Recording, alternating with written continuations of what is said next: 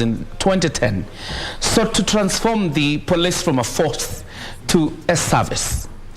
12 years later, have we been able to achieve the service other than the force? Thank you very much for having me to join this conversation. And I'd like from the outset to say that transformation of any institution can be lifelong. It is not an event.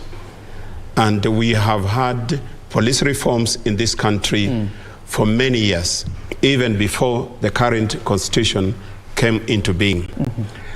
And when the 2010 constitution came up, we were basing a lot of the necessary police reforms on reports which had been tabled after the government carried out studies.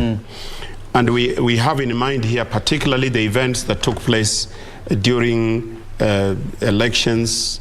We had violence, and we had all sorts of things that made it difficult for Kenyans to feel safe and secure. So the watershed when it comes to police reforms in this country arises from when we had the Philip Ransley report presented to government.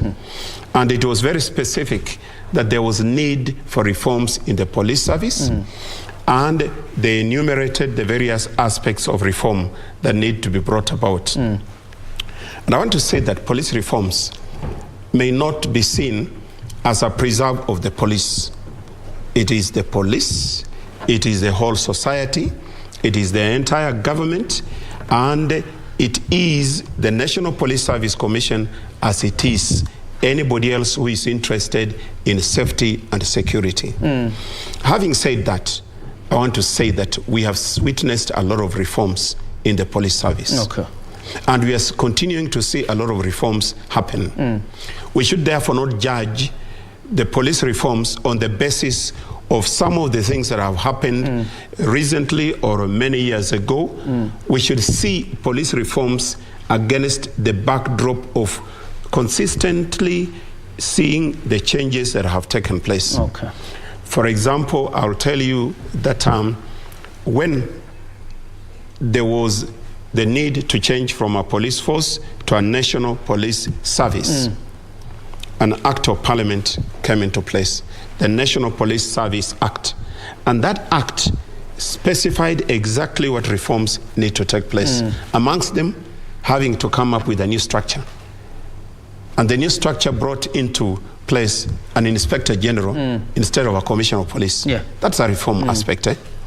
Having two deputy inspectors general instead of assistant commissioner, deputy commissioner, and so on, so that one was taking care of the administration police and the other Kenya Police Service, and they were reporting to the inspector general. All right, hold it there. We'll pick it up from there, Chairperson. Let me just bring in Catherine, because we'll talk about the psychological aspect in terms of managing our police service. But the obvious question is, have we given a human face to the police service since we gave ourselves the act that Chairperson is talking about? Okay, thank you for having me in the studio. I appreciate this opportunity. Coming to your question, whether we have given a human face to the police force, allow me to say I believe they have done in one way, maybe not in full. And why am I saying maybe not in full? I know the police, National Police Service, they have introduced counseling for the police force. They're also taking care of, there is an entire department which is taking care of the police officers. Maybe why I'm saying not in full, when you get your bosses, or maybe those people you're working with, being the people who are to take you through a counseling session, it might be very difficult for you to share what is really ailing you. In counseling, let me say, in counseling, it's supposed to be a safe environment, one of trust, a relationship which can work smoothly.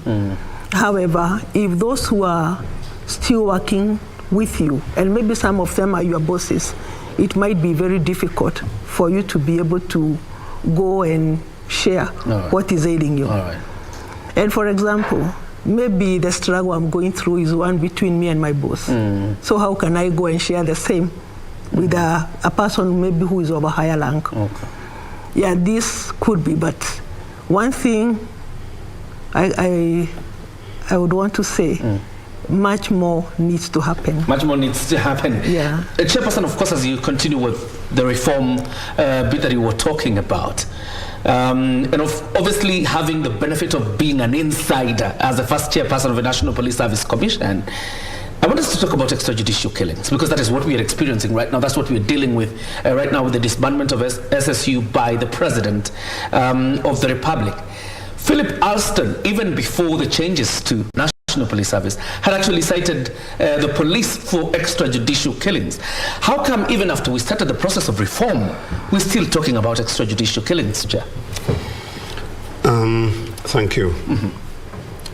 You remember I indicated that reforms are a process, and bad habits can persist for a very long time, or bad practices. But before I get there, I want to take this opportunity to appreciate, to thank, and to congratulate His Excellency the President for the initiative he took as one of the measures that are necessary to be undertaken when it comes to the safety and the security of Kenyans, the rule of law, and ensuring that proper practices are put in place. He was very quick to ensure the disbandment of the SSU, which many people had come to associate with a lot of dreadful occurrences. You can see many Kenyans breathing a sigh of relief, because you never would have imagined that some of the atrocities that have been committed in this country have been committed by members of the police service, whose duty it is to protect Kenyans and to protect everybody who is living in this country. Now, back to your question. You are saying that all these reforms have taken place, and still we are talking about extrajudicial killings. Training is a very important component when it comes to any profession, any undertaking, any occupation. I think the problem has had to persist from the initial training police officers have been receiving in this country. But I want to tell you it has changed. Much as it has changed, there are a lot of people who still live in the past, those that were trained then. So training is important. I had an opportunity many times to get a glimpse of what goes on in Kiganjo, in APTC, and many other institutions. And I thought there was a little bit too much emphasis on brutality. Not by saying you should be brutal, but if recruits are treated in a manner that is brutal, that anger continues to simmer in them, and as they get outside, it never quite vanishes. It is ingrown. Secondly, there are practices that have been ongoing to the extent that it continues to be vented until even the Mwananchi wonders, what is it that you want to achieve by, unleashing terror on Wananchi? I'll give you an example. A person is committing a traffic offense. Does a police officer have to grab him? No, they don't. Does a police officer have to slap him? No. There are better ways of doing it. So this is where practice, this is where tradition, this is where culture must not be allowed to persist. And it must be nipped in the bud by the command. And how do you do this? I think police officers are a human. And I want to tell you that even when you see all these atrocities that have led, for example, to the president saying, can you disband this unit? It's not every police officer. When we have been carrying out disciplinary processes, including vetting of police officers, we only established that there were about 6% of officers that were found culpable. That tells you that 94% of police officers in this country are straight, they are professional, and their engagement with the society is actually acceptable. All right. Let me take up, Catherine, on a point you've raised there, Chair, in terms of the environment under which we are training our police officers. Tell us from a psychological or from a counseling psychologist's point of view, what the environment does eventually to the people we give out to the public to get them. Because you remember there were about 6 GSU officers who were returned back to training college, obviously because of some threats they had issued to Kenyans online. What does the environment exactly do to what we finally get? Thank you, John, for that question. Because one thing about the stability of every person, the environment where they have been nurtured matters a lot. Allow me to start by saying, when we are taking the individual police officers for training, these are individuals who have grown from different environments, and they might be coming in with their own childhood traumas. They might be coming in as individuals with risk factors which can make them become violent and aggressive to the community. For example, if somebody feels they are underprivileged, they struggle with their own self-esteem. They have been brought up maybe in a family where poverty was the order of the day, and they have gone through their own enough struggles. Now, if they go to an environment which is not friendly, or it will not help them heal, it will only perpetuate further trauma. And what does that person tend to do? There was a place so that they will be able to cope. And as there is a place, a time will come where they cannot take more than what they can hold. So basically what will happen, they'll go to the public with their woods, and these woods, they will be reached to the people they are dealing with. All of us, in one way or another, get challenges, but our ability to cope determines how mentally stable we are. Also, the emotional stability will help us relate with each other in a way that one can be able to, to realize this is a police officer, they are humane. Why? Because of the way they have been able to accept themselves, they're emotionally stable, they're able to connect with people. Mentally, they're also stable. Allow me to say that the times we are in, the issues of mental health are real. And at times, we do not realize them till somebody has done something which might look outrageous. But if you are keen to watch, it's something we can realize that this is happening and this person is struggling with an issue in their life. All right. Yeah. Chair, there's been a long-held perception, and of course, as we talk about reform, that even when these police officers commit these atrocities against Kenyans, and there will still be a form of protectionism from within the service, that what you will end up with is a miscarriage of justice. As we talk about police reform, what has gone into this, at least to give some assurance to Kenyans that even when an atrocity has been committed against me by a police officer or against a close family member, that we can still be able to seek justice through the available channels? Now,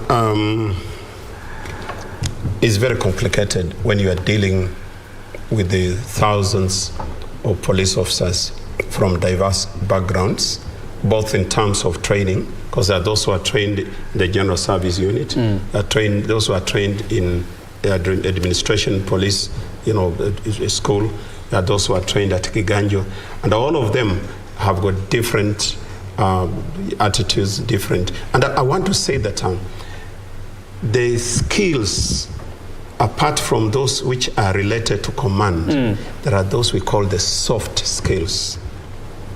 And if the soft skills that have been imparted in the police officers are not desirable towards nurturing what will be acceptable, then we still will have a problem. Now, the aspect of protection can be a very complicated one if you are dealing with police officers. We are trying to see the extent to which both the Commission and our IPOA, that is Independent Policing Oversight Authority, yes, can take their place rightfully. And when offenses are committed by the police against the Mwananchi or by the police against the police, then action is not only taken from within, and that's where we have the Internal Affairs Unit, which I must tell you is doing a very good job. But again, you see, it is subjective. If you are attempting to carry out a reform process, including taking disciplinary action among people of your kind, there is the possibility you'll be a little soft. Hence the internal and the IPOA. And if IPOA were given the room and the money and all the resources to be able to undertake their investigative work, to undertake all the processes that ensure that people within the police service who commit atrocities or other related offenses against discipline are dealt with, I can tell you we'll see this going down. But I want to also say that... and as you said, that there's a clash already between IPOA and the internal investigations, the internal affairs unit already, in terms of who should investigate some of these cases we are seeing. Well, the Internal Affairs Unit deals with, you know, it is very clearly defined what the Internal Affairs Unit deals with. And that's why it is Internal Affairs Unit. Mainly focusing on police against the police, or focusing on what could have been avoided, what should be done in a manner that stabilizes the service.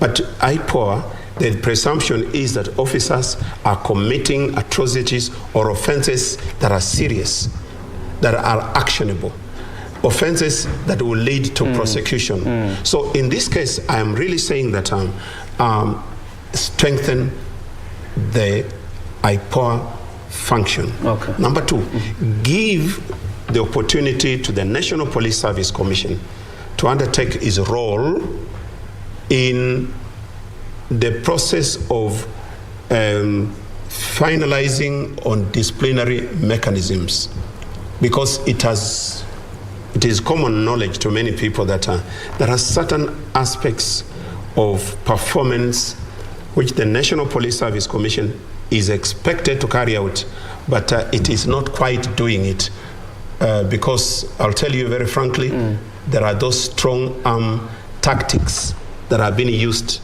just to say you are exceeding your limits. All right.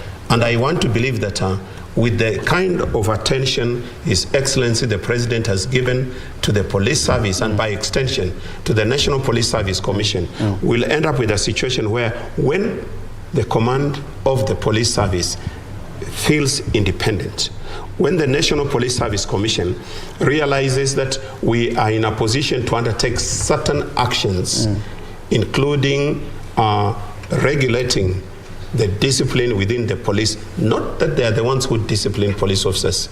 Discipline in the police service is carried out by the police service itself. All right. Right. All right. Catherine, we have 4 minutes obviously before we wind up, but a quick one. As we focus on what we expect from the police officers, as we demand results, as we demand professionalism from the service, and I think this administration has talked so much about the welfare of police officers, including the Deputy President talking about raising their salaries. Are we expecting so much from the police service when we are doing so little to improve the welfare? That's a very good question, John. As much as we want to support the police force, one of the greatest support our request, the ones who are doing the reforms, is to give them a support system which will heal the individual person, especially making them stable mentally, emotionally, and even physically, because basically what they are doing, it will take, like now the addition of a salary, it will take care of the physical. But they need to invest much more on the individual person, especially to heal their individual lives so that they can be productive, not only to themselves, but to the people they serve. How can we do this? As they do the reforms, maybe starting from the training area, where Mr. Kavurudi has talked of it's a tough training. Can we start by introducing basic counseling for these police officers? As we introduce this, what will that do? When you say basic counseling, do you mean external or internal? Because internally, I think they have counseling mechanisms. External in training them, and especially in what we call self-awareness. The minute, John, I'm confident of who I am, I will not perceive you as a threat or the other person. I will be happy with the person I am. And I will be confident even as I serve the community. You realize at times, if I may use some of the incidences we have seen, he started by asking, okay, if it's a traffic offense, the police officer doesn't need to slap the owner of the car and all that. What you drive that person to behave like so? Most probably because I feel like you are not respecting who I am, because maybe I'm a police officer and you think you are a civilian. You are a civilian and doing much better than me. So unless this person is helped to address their own personal issues, which they will not be able to do with their own, unless an independent counseling facilities where it can, where somebody will have the freedom to air their charge without fear of being intimidated or even disciplinary action taken against you. So that's something maybe as they do the reforms of the police forces, can they consider contracting with, there are many institutions which can offer the services in this nation, and not just services, professional services. Counseling Association has registered, they are registering bodies which can offer the counseling services. So maybe with that, it will give them the freedom to speak out their hearts and minds, even the issues they are maybe struggling with at the family level.